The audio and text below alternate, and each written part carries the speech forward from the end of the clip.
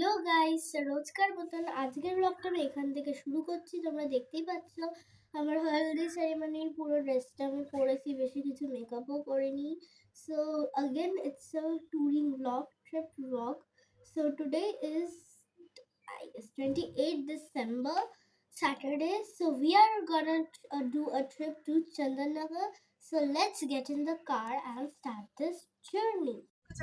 তো এখানে আমরা চন্দননগরের জন্য রওনা দিয়ে দিয়েছিলাম, কিন্তু আমরা ডিসাইড করলাম চন্দননগর না গিয়ে প্রথমে ওর পরের স্টেশন ব্যান্ডেলে কিছু ডেস্টিনেশন করবো। তো আমরা গেছিলাম ব্যান্ডেল চার্চে, তারপরে আমরা সাফি ইমাম বাড়াতে গেছিলাম। এটা ইসলাম ধর্মের প্রতিষ্ঠিত ছিল, পুরো স্টোরিটা লেখা ছিল।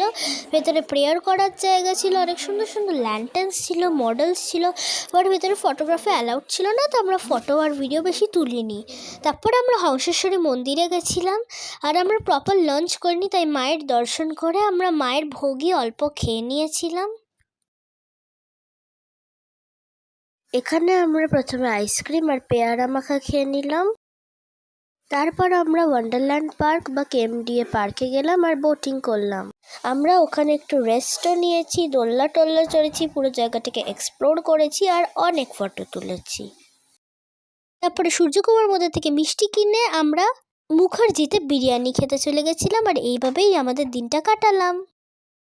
আর গাইজ, আমরা চন্দননগরের বেশি জায়গা ঘুরতে পারিনি, কারণ টাইম ছিল না, সন্ধে গেছিল। পরে আবার কোনোদিন ওই জায়গাগুলো এক্সপ্লোর করবো। So by.